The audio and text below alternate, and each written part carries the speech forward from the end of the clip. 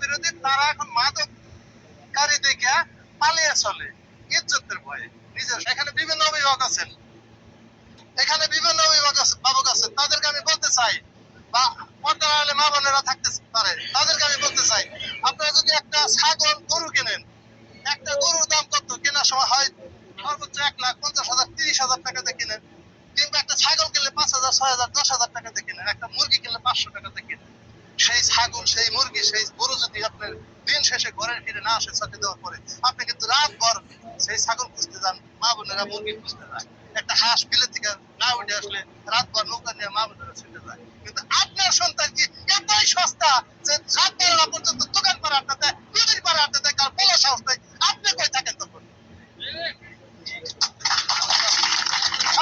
আসসালামু আলাইকুম রহমতুল্লাহি ওয়া বারাকাতুহু। আমি প্রফেশনাল ইসলাম সৌদি আরব থেকে বলতেছি। প্রথমেই এই ভাইকে ধন্যবাদ জানাই যে এত সুন্দর বক্তব্য রাখছে। মাদক বিরোধী অভিযানে কিন্তু সে সত্য কথাটা তুলে ধরছে। গার্জেন পক্ষ অনেক ক্ষেত্রে দায়ী। যারা ইয়াবা কোট, ডেন্টি কোট, গাঞ্জা কোট তারা করে কি সন্ধ্যার পরে এসে যুব সমাজ ঐক্যবদ্ধ হয়ে গাঙ্গের পাড় বিভিন্ন স্পটে বসে নেশা টেশা একসাথে খায়। তারপর পকেট খালি হয়ে যায়, কার বাড়িতে চুরি করব, কার হাঁস মুরগি গরু চুরি করব, ছাগল চুরি করব, তারা এইসব ধান্দা করে। সেজন্য গার্জেন পক্ষের উচিত গুরুত্ব দিয়ে সন্তানাদি কী করে না করে সন্ধ্যার পর তাদেরকে নিজ দায়িত্বে বাড়িতে নিয়ে আসা। তবে হয়তো মাদক সেবনকারীদের সংখ্যা আরও কমে যাবে, তারা ভালো হবে। পাশাপাশি যেটা না বললেই নয়, আমরা বাংলাদেশিরা হয়েছে হুজুগে বাঙালি, যে টাইটেলটা আমাদের উপরে চলে আসছে, আসলে কিন্তু তাই।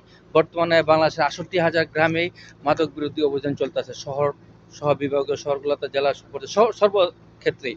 কিন্তু প্রশ্ন হইল, এই যে ধারাবাহিক অভিযান, সেটা তো অব্যাহত থাকবে আমরা বিশেষ করে। আবার হয়তো জোয়ার ভাটার মতো আবার হয়তো ভাটা পড়তে পারে, কারণ মানুষ তো সবসময় এটার পিছিয়ে লেগে থাকবে না। কিন্তু আমরা চাই সরকারের পক্ষ থেকে একটা গাইডলাইন আসুক এবং আইন শৃঙ্খলা বাহিনীর পক্ষ থেকে আমাদের দেশবাসীকে একটা এই ধরনের একটা ফর্মুলা দেখ, যাতে মসজিদ ভিত্তিক একটা কমিটি করা হয়। প্রতিটা গ্রামে, প্রতিটা ওয়ার্ডে, প্রতিটা মসজিদ ভিত্তিক কমিটি থাকবে।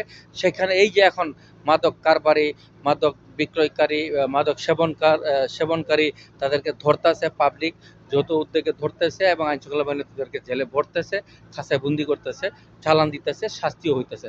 কিন্তু আমরা চাই পরবর্তীতে এইসব সমাজদ্রোহী, দেশদ্রোহী যারা আছে, তারা যদি পরবর্তীতে সাজা পাওয়ার পর আইসা যদি ভালো হয়, আলহামদুলিল্লাহ, তারা সমাজে বসবাস করবে, থাকবে, সুন্দর কথা। কিন্তু পরবর্তীতে যদি তারা আবার সেই পূর্বের কার্যক্রমে ফিরে যাওয়ার চেষ্টা করে, তবে এই যে মসজিদ ভিত্তিক কমিটি হবে, কমিটি থাকবে সরকারের অনুমোদন ক্রমে এবং আইনশৃঙ্খলা বাহিনীর সহায়তায়, সেই কমিটি তাদেরকে আবার বাধ্য করবে যার যার এলাকা থেকে, সমাজ থেকে বিতাড়িত করতে, যাতে ভবিষ্যতে আমাদের দেশে আর মাদকের কোনো কারবারই না থাকতে পারে।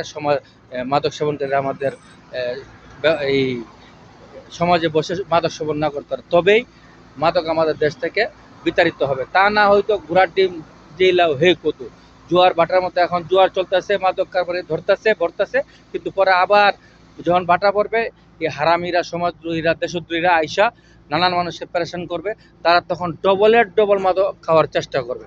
কাজেই আমরা এই ধরনের একটা আইন চাই, সরকারের পক্ষ থেকে সহায়তা চাই, আইন শৃঙ্খলা বাহিনীকে আমরা সর্বদা এই বিষয়ে পাশে চাই। মসজিদ ভিত্তিক প্রতিটা, বাংলাদেশের প্রতিটা গ্রাম পর্যায়ে, ওয়ার্ড পর্যায়ে কমিটি চাই, মাদক মুক্ত সমাজ চাই, দেশ চাই। সে পথে সে ভালো থাকেন, লাইক দেন, শেয়ার করুন। আসসালামু আলাইকুম রহমতুল্লাহি ওয়া বারাকাতুহু।